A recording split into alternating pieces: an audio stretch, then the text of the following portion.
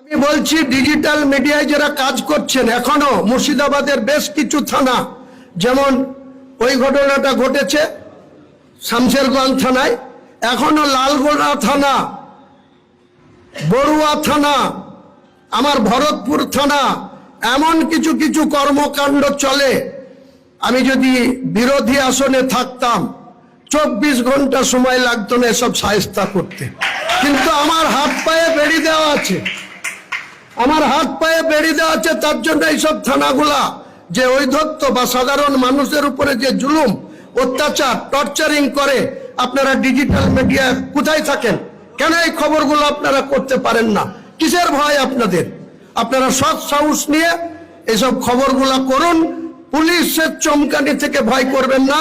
Police যদি আপনাদের অন্যায়ভাবে আপনাদের ফ্যামিলিকে ডিস্টার্ব করে, আপনাদের ভিতরে সমুদ্র কেস করে রাতের অন্ধকারে তুলে আনে, আমাকে খবরটা দেবেন, আমি আপনাদের পাশে আছি, থাকবো। এটা আপনাকে পরিষ্কার বললাম।